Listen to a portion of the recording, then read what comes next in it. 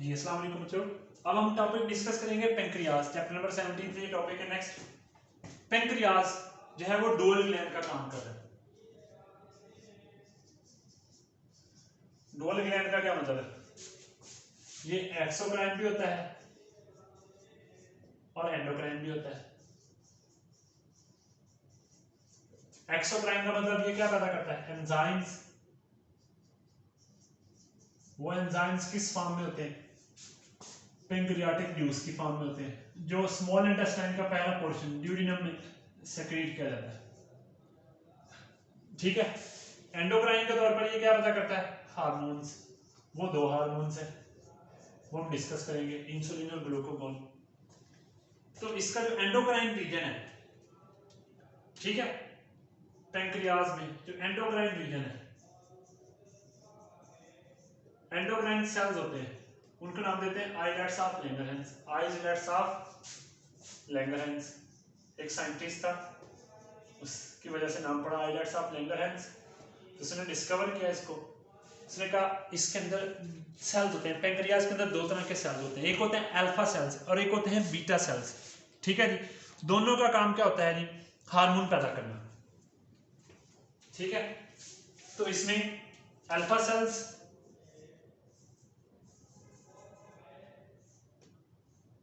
और beta cells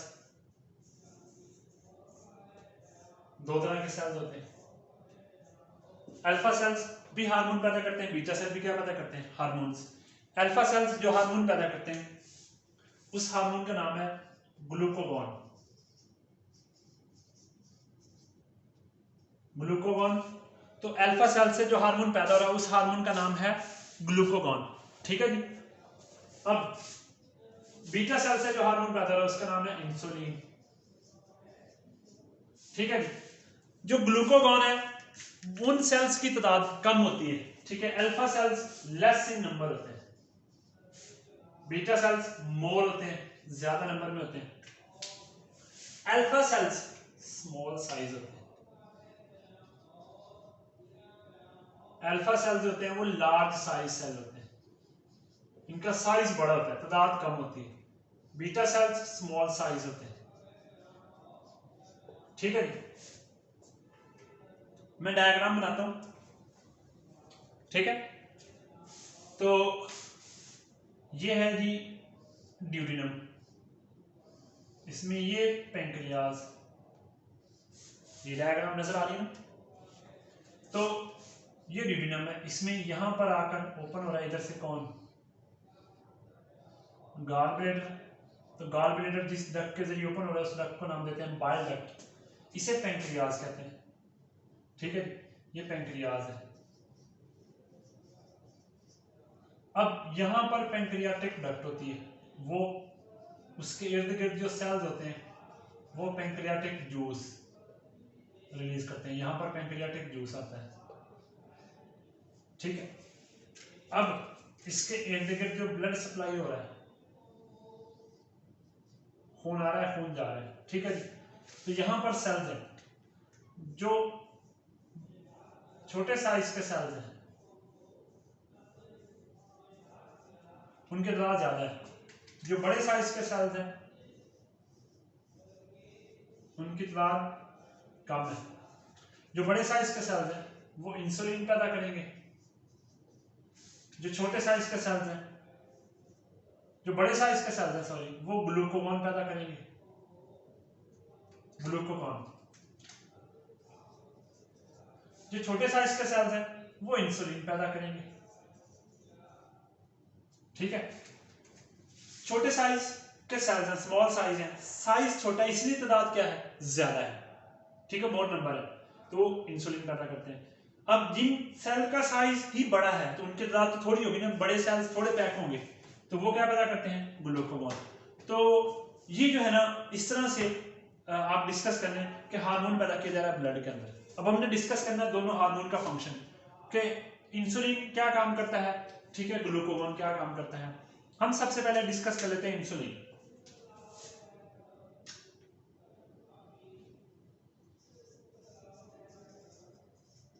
अब आपने पॉइंट्स लिखने तो लिख देने हैं। इंसुलिन कहाँ से पैदा हुआ? From beta cells that are more in number and small size cells होते हैं। तो इंसुलिन जो है इसकी कंट्रोल ऑफ सेक्रेशन क्या है? इसकी सेक्रेशन को कौन कंट्रोल करता है? सवाल ये पैदा करता है। ठीक है जी, आपने सुना होगा ACTH हार्मोन। आप हैरान हो जाएंगे, ACTH आकर इंसुलिन की सेक्रेशन को कंट्रोल कर रहा है। ठीक है, जो एंटीरियर पिट्यूटरी से पैदा होकर आता है। ठीक है, तो ACTH हार्मोन,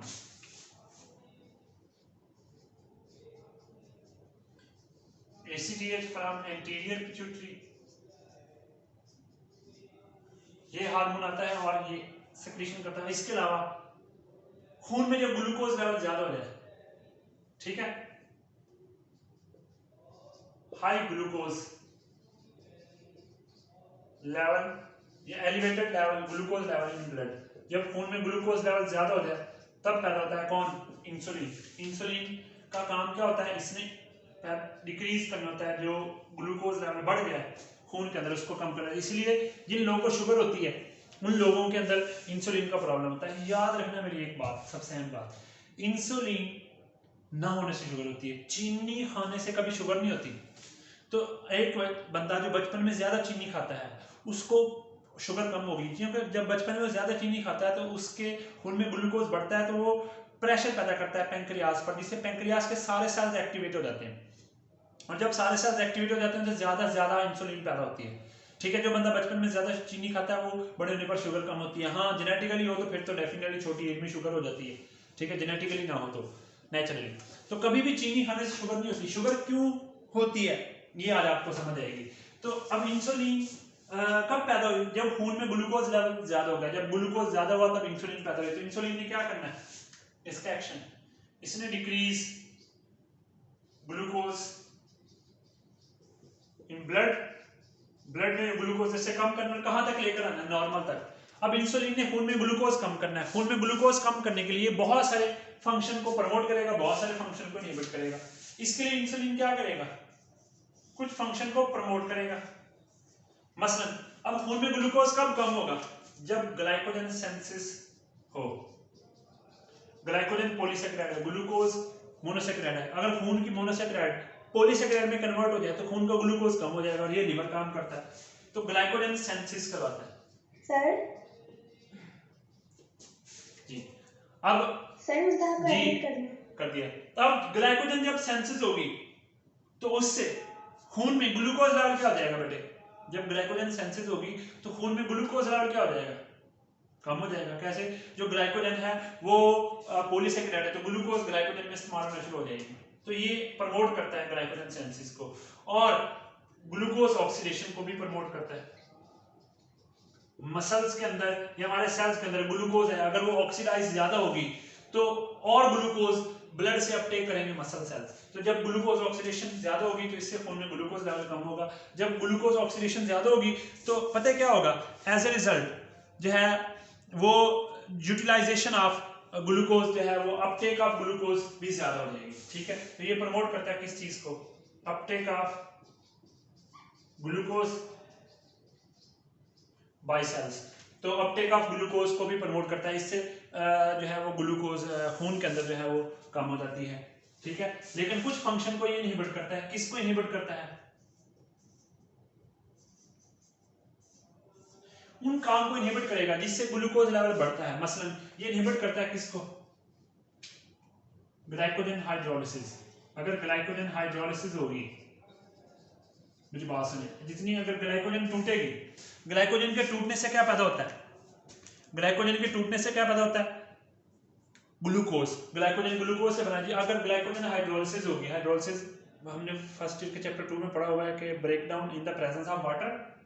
तो पॉलीसेकेराइड अगर मोनोसेकेराइड में टूटेगा, यानी ग्लाइकोजन टूटेगा तो ग्लूकोज पैदा होगा। अगर ग्लूकोज पैदा होगा तो खून का ग्लूकोज लेवल बढ़ेगा, इसलिए ग्लाइकोजन हाइड्रोलिसिस को इनहिबिट कर देता है। लिपिड एंड प्रोटीन ब्रेकडाउन को भी इनहिबिट करता है, क्योंकि जब लिपिड और प्रोटीन ब्रेकडाउन होते हैं इससे भी ग्लूकोज पैदा होता है, तो ग्लूकोज लेवल बढ़ता है। तो ये इनहिबिट करता है लिपिड एंड प्रोटीन की ब्रेकडाउन को। कौन इनहिबिट करता है जी? जो है इंसुलिन, ये इनहिबिट करता है। अब यहां तक हमने इंसुलिन की जो है वो फंक्शन डिस्कस किया। अगर इंसुलिन के अबनॉर्मल सेक्रेशन की बात करें, तो इससे क्या होता है, अब इंसुलिन की अबनॉर्मल सेक्रेशन, इंसुलिन अगर अबनॉर्मली पैदा हो,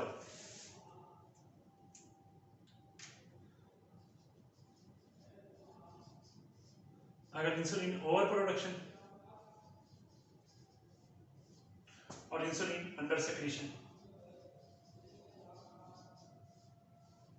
इंसुलिन के ज्यादा पैदा होने से ग्लूकोज लेवल बहुत ज्यादा कम हो जाएगा, हाइपोग्लाइसीमिया इन ब्लड।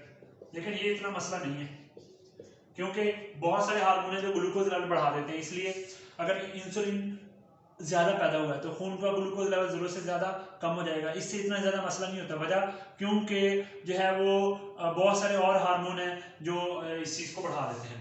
हाँ, अगर ग्लूकोज कम हो जाए तो वो जाके डैमेज करेगा इंसुलिन पैदा करने वाले सेल्स को, बीटा सेल्स को डैमेज करेगा, ठीक है। तो ये अल्फा सेल्स को भी डैमेज कर सकता है, बंदा कोमे में भी जा सकता है, ठीक है।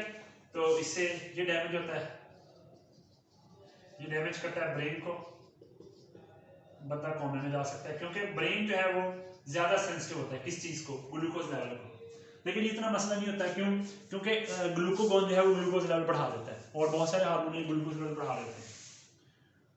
तो अंडर सेक्रेशन, अगर ये हार्मोन कम पैदा होता है तो इससे क्या मसला होता है, इससे बड़ा मसला होता है अगर इंसुलिन कम पैदा हो रहा है, इससे एक बीमारी होगी, इसे कहते हैं डायबिटीज मेलाइटस। मैं आपको बताता हूँ डायबिटीज का मतलब जो होता है वो याद रखना है। डायबिटीज का मतलब कभी भी ये नहीं होता शुगर, बहुत सारे लोग समझते हैं डायबिटीज होगी उसको शुगर होगी, नहीं, डायबिटीज मेलाइटस शुगर होती है। डायबिटीज होता है ब्लड के अंदर सॉल्यूट और सॉल्वेंट की कंसंट्रेशन का डिस्टर्ब हो जाना, ठीक है, उसे हम डायबिटीज कहते हैं, ठीक है जी। तो डायबिटीज इंसिपिडस भी होता है, जिसमें बॉडी के अंदर से बहुत ज्यादा पानी लॉस हो जाता है, जिस कंडीशन में अगर एडीएच हार्मोन जो है वो हमने पढ़ा हुआ है वो कम पैदा हो तो इससे डायबिटीज इंसिपिडस हो जाती है। यहाँ डायबिटीज मेलाइटस है, तो डायबिटीज का मतलब शुगर नहीं होता, डायबिटीज का मतलब होता है खून के अंदर जो सॉल्यूट और सॉल्वेंट है उसका लेवल का डिस्टर्ब हो जाना।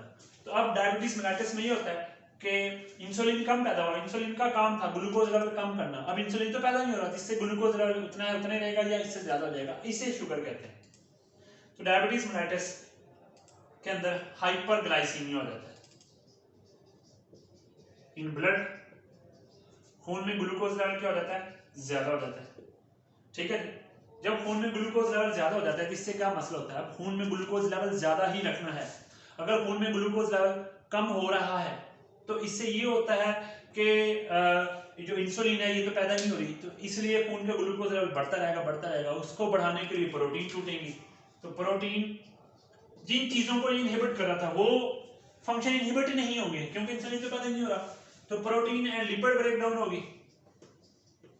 और जब प्रोटीन और लिपिड टूटते हैं, आपको पता है लिपिड से क्या प्रोड्यूस होते हैं, टॉक्सिक कंपाउंड प्रोड्यूस होंगे, इससे टॉक्सिन्स प्रोड्यूस होंगे, और ये टॉक्सिन्स क्या करते हैं, ये फिर आगे डैमेज करेंगे किसको, किडनी को, लिवर को, ब्रेन को, मुख्तलिफ ऑर्गन्स को डैमेज करेंगे टॉक्सिन्स, ठीक है जी। तो इसलिए